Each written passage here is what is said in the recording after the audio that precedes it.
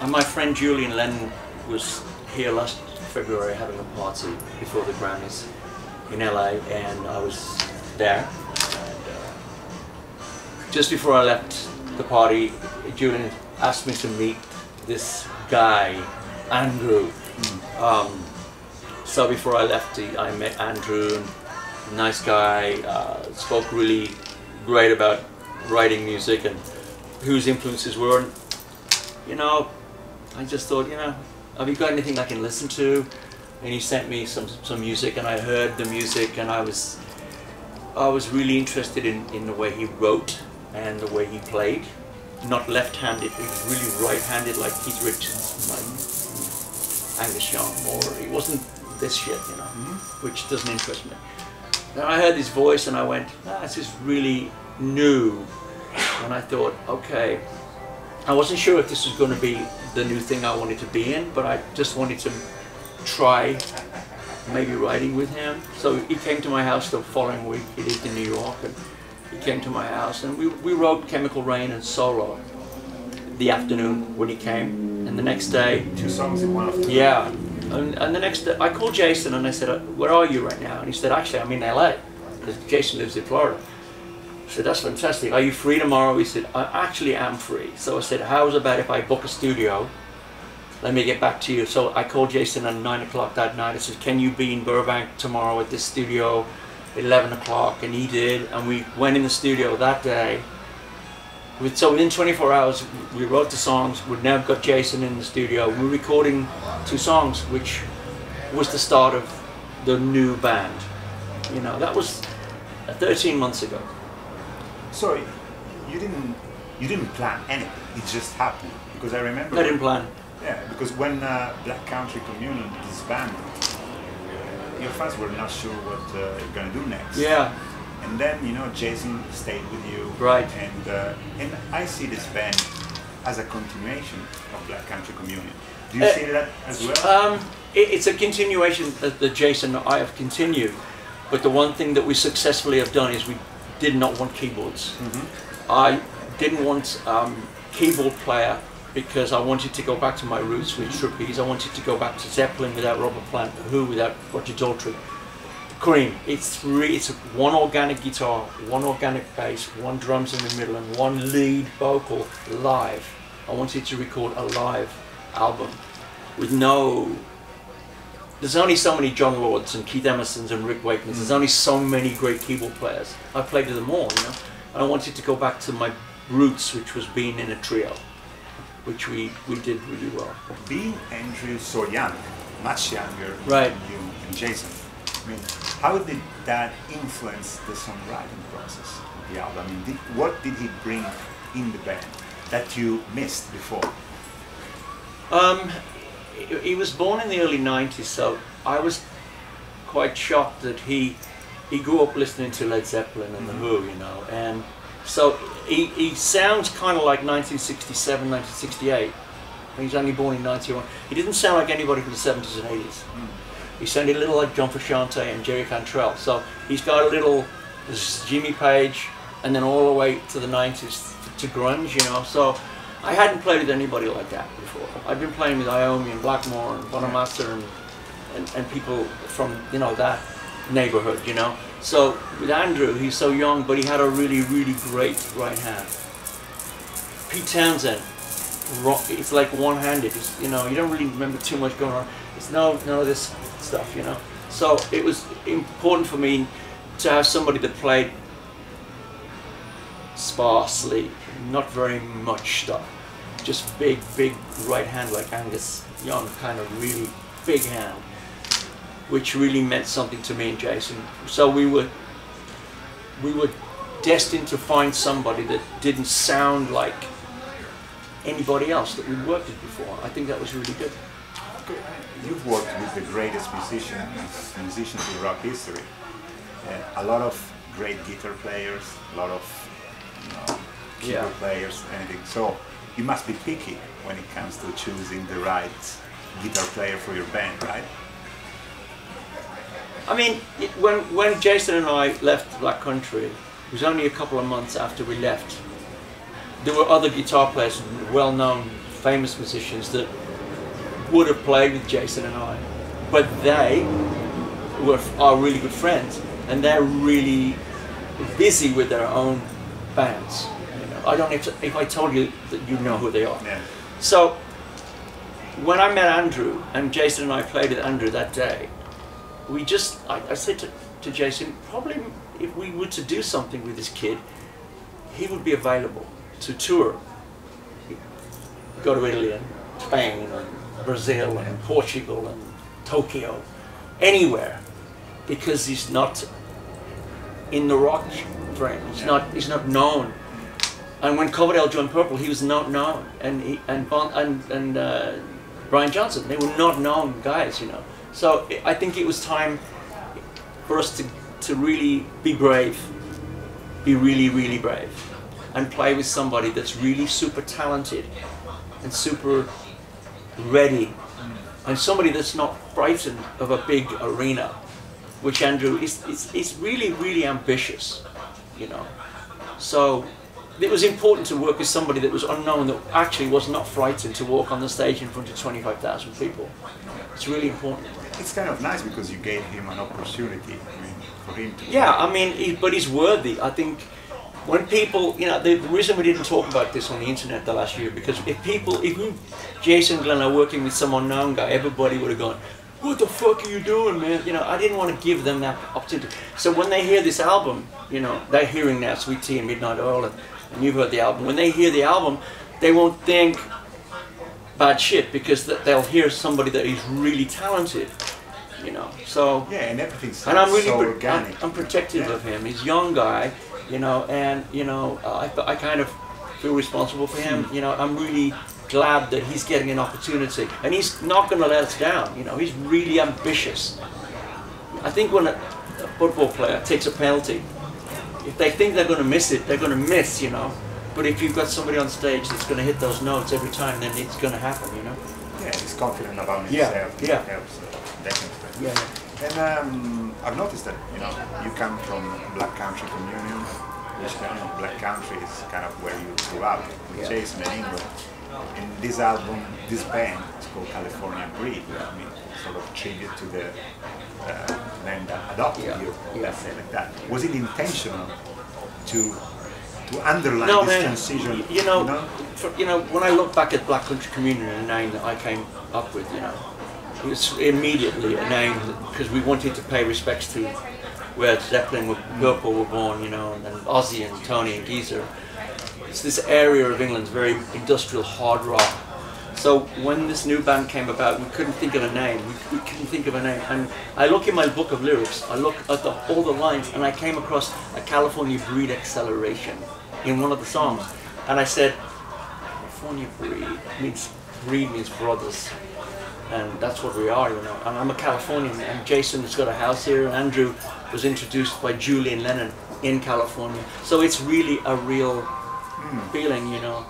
Although the band is half British in New York, we're California based. Andrew's actually now moving to California. You know, Jason spends a lot of time here, and thanks to Julian, you know, it was made here. When did you move exactly to California? 1973. 1973, so it's been a long time. And, yeah. I mean, do you feel more Californian? I'm a Californian. Oh, really? You know, I'm very proud to be British, but I've lived in California most of my life. You know, it's my home, my wife, my family, my friends. It's really centered in LA. In LA, yeah. But also, I mean, musically, you've been influenced a lot by American music. Yeah, so yeah. I guess that's a natural process. It was a natural process for you to move to America, right? I moved. You know, when I came here in 1970, I was listening to a lot of, you know, American music. As Robert Plant was listening to blues, me and Coverdale were listening to soul music. You know, I think every artist of my generation, they will tell you they were listening to American music. They will tell you, they won't say they're listening to like other metal bands, because there wasn't any bands like that. We were listening to American Delta music or Detroit or Memphis, you know, and it rubbed off on me, you know, and I got to remember that I'm a British man, a white guy that loves Black American music, that understands it. But my global fan base, when I came back with rock music in Black Country, they welcomed me back and they said, "We've been waiting for you." And I was very, very, very happy that they wanted me to come back to being the rock. Their rock guy, you know. And you've made a great comeback with Black Country. Now you're, I mean, I think you're living a second youth, I would say. Yeah, I think so, yeah. And your career is very interesting because you've played with huge artists, huge bands, and even when you went solo, and you listen to your album, I mean, solo album, right? But they sound like a band, and that's not common. A lot of musicians, when they go solo, the albums just sound like them. With your albums, it sounds like a proper band. Right. With you, of course, leading and writing most of the songs. I am. When Black Country came out, the band asked me to talk to you in the press. I went 3 times around the world talking every album.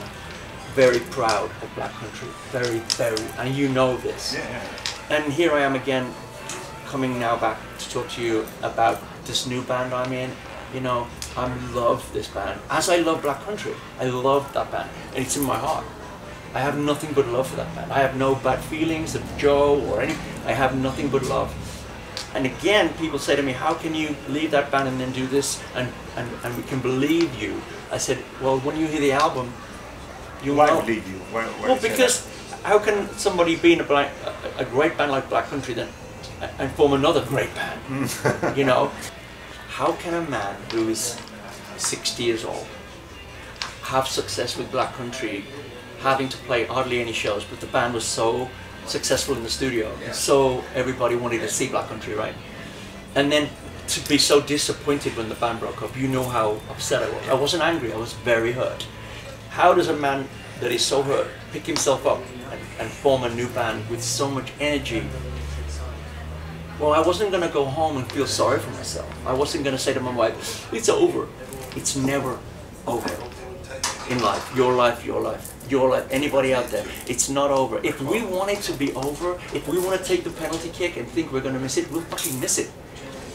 I believe that our time on this planet is special. Every single person that sees this interview, everybody's life is important. We have to have great moments. I left Black Country and I formed California Breed, and I knew the very first day it was going to be fantastic.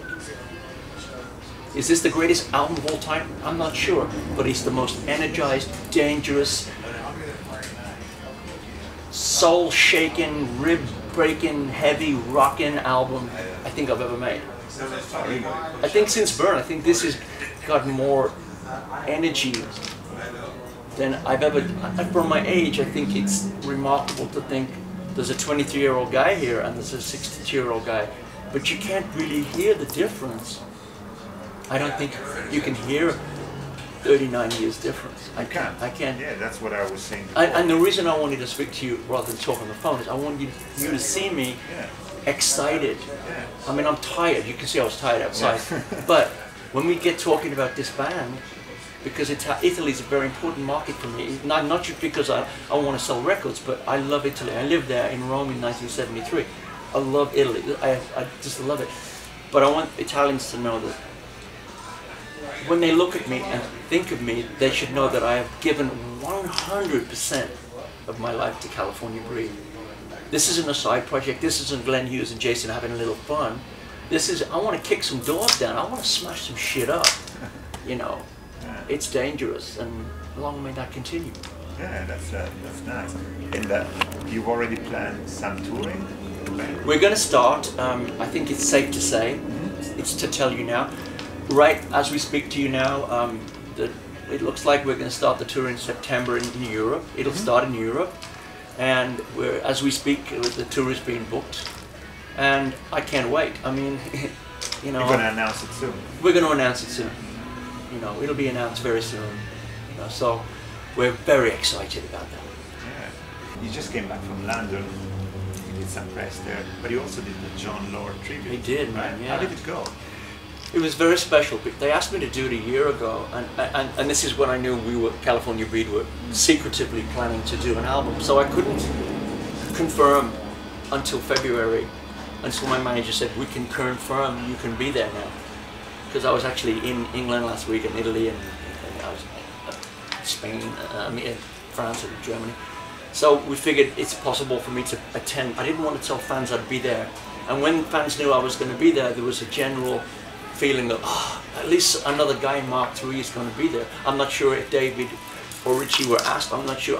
It's none of my concern. My concern is I wanted to be there for John and his family.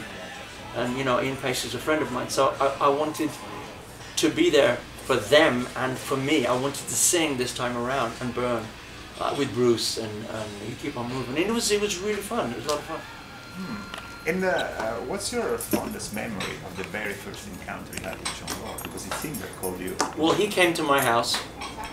He left his home in London and come to my house to meet I'm the only child. There's no brothers. He came and put his arms around my mom and dad. John was a very loving, and he said, everything's going to, he's 11 years older than me, and he said, I'm going to take care of your son. And it was like, you know, my parents knew that I was going to be in good hands with John. John Lord was the reason I joined Deep Purple. He was the man behind the wings that I fly, you know. So when John died, before he died, a few years before, we became really good friends again, you know. We hadn't spoke for years, and then we played together in 2009 in London, and we called each other and spoke on the phone with David, and you know, and it was fantastic. And then he got sick, you know. Yeah, that was very sad. And of all the great musicians you worked with, which is the album you're most proud of, and which is the album that you think was underrated?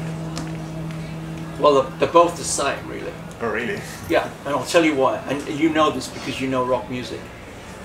When I recorded Fused with Tony in 2005, when we finished, the moment we finished recording that album and we were going to set a tour, Sharon came with the offer to do another Sabbath reunion. So that happened exactly at the same time that Tony and I were going to go on a summer tour, you know? So the album, when we listened to the album Fused, it's the most underrated album because no one really heard it because it wasn't promoted. The record company wouldn't promote an album that wasn't going to tour, and it's understandable. But when I listen to Fused, you know, and Ronnie he loved Fused. We talk about that album as like the most underrated and the most amazing record that no one ever, not really, it didn't hear it because it wasn't promoted properly. But Tony and I can still talk about Fused. We still talk about how great that album is, and it's a remarkable piece of work. What do you think is the biggest misconception about yourself? People thought that I may have turned my back on rock music you know, when I got clean and sober, I was only interested in getting clean and sober. I wasn't thinking about making rock music. I just slowly did a blues album, then I did an album in Sweden, like an AOR album, then I kind of made a soul album, then an addiction kind of. It was always like one different. They've all been different, you know. And people were always saying, "I wonder if Glenn will ever focus again on real rock music." And when I made Fuse with Tony, that was a real rock album. And I made Soul Mover, which was kind of coming back. Soul Mover was great. Yeah, it was a big album for me.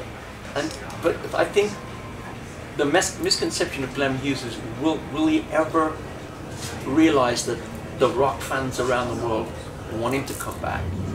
I wasn't sure of that, you know. But as an artist and as a human being, I wanted to make sure I'm okay with coming back to rock music. Can I make it believable? Can I write real rock music and look like a rocker and feel and smell like a rocker, which is really important, you know. It's like you have to be an actor. So when Black Country started, when I wrote that song Black Country, I realized, I think I'm back. And so when I came back, I wasn't going to take the rock hat off and put the American hat on. You know, so I want fans to know that I'm back, you know, I believe in rock music, I believe in California Breed as being one of the greatest new bands of our time. Even if I wasn't in the band, I'd like to be in the band, you know. Yeah. So Jason played wonderfully. Andrew's a wonderful, new, talented guy, and it's given me, the older statesman, it's given. I mean, I'm good friends with Steven Tyler, and we're both getting older now, but we have this energy, you know, this energy to still keep making, to keep reinventing, to keep rebranding. It's important. Yeah, an energy that even newer bands don't have. Yeah. And is there any new band out there that you like listening to that you think has that element that California Breed has? Well, to be quite honest with you, I'm going to be very honest with you. I don't listen to a lot of new music because a lot of it's a genre of rock that is it's different to what I like, you know. So there's nothing, truly, nothing iconic today like it used to be. I think the last iconic band were like, I can't remember in 20 years. No, I mean, not really. I mean, I'm talking like huge, yeah. Metallica kind of. That, I mean, that's 30 years ago now. It's like, so, you know, Kings of Leon kind of had a vibe on there, you know. So it's yeah, like, there are bands like Muse, but Muse are very. I'll tell you why I like Muse, because they're very, very good musicians. The bass player and the guitar player and the guy that writes are very, very, very talented, and they're not frightened. I think fear. You have to be fearless. When you put the paint on and you go on stage, when I've got that face on, you better get out of the way because I'm going to hit you with it. Because I'm not the guy sitting here, the nice kind of. I'm very. Yeah, you put all your you know, soul into the music. And yeah. that's what music misses today. I mean, I don't want it to be comfortable for you. I want it to be uncomfortable. I don't want you to walk on my stage because somebody's going to get hurt. You know, and California Breed is the kind of band that it's like Zeppelin and the Who. If you walk on a stone stage, Keith Richards would hit you with the guitar. Yeah, you never knew what was going to happen. Although I'm 62 years old, I kind of feel that way. You know, I'm very. I mean, you just never know what's going to happen. I just know I'm going to bring it. You know, I mean, it's going to be different every night, but it's going to be real. Yeah, it just came to my mind that you also share a producer with Rival Sons, which is, good band. A good, really good band. Young band. Yeah. Really good band. Yeah. That's you know. You choose him because of Rival Sons? I was hosting a party in LA 3.5 years ago, and with my friend John Barbatos, fashion designer, and the guys in Rival Sons were there, and I didn't know who they were, but I had a radio show in England on Planet Rock, my own show on a Sunday, and they said, would you mind playing this song? And I'd never heard them, but I liked the way they look, and they were really cool guys, and I said, I'll play Pressure and Time. I didn't know anything about it, and when I heard it, I went, this is really good, I must call the guys, and then I played it, and then I said, that's a good production, who produced this? And I put his name in my book, Dave Cobb. This is like 3 years ago. So when Black Country broke up, I went, who produced Dave Cobb? Give him a call. It was that simple. And then I realized he recorded Shooter Jennings and a bunch of other Nashville great artists that I really like, and it was easy. So you recorded the album there in Nashville? Live, yeah. And how was the experience? And what was the input that they put in the album? A lot. I mean, he left us. We wrote all the songs, but he rearranged a lot of it. I'd say he arranged all of it, really. I mean, I don't have a problem with somebody. If they're going to produce my album, you're going to drive the car. I'm not going to drive the car. You're going to drive it. So I let him move things around in the song, change the arrangements. But his idea was to record me live. I didn't know I was actually singing live all the time, but he had the guitar player, and Andrew and Jason play live, and I was sang. But I did not know I was being recorded. But I was being recorded. Yeah. So my very last question, because we don't have much time, I guess, is what's your biggest goal nowadays as a musician? Especially? My biggest goal, it comes from the art of music itself, is to never do something that is not really me. I mean, I'm saying to you, if you know my music, I never make the same album twice. Even with Black Country, they're all different albums, and the next one with California Breed is going to be a rock album. Or whatever I do next will be rock. But it's going to be music done in my terms, the way I feel. I'm singing about life. I don't sing about goblins and witches and dwarfs. I sing about celebration, death, life, resentment, distrust, faith, hope, fear. All shit that happens to all of us. You know, I don't sing about anything that is not real. Very nice. Thank you. Thank you very much. Thank you so much. It was a pleasure. My pleasure. Pleasure's mine. Good. Cool. Thank you. Thank you.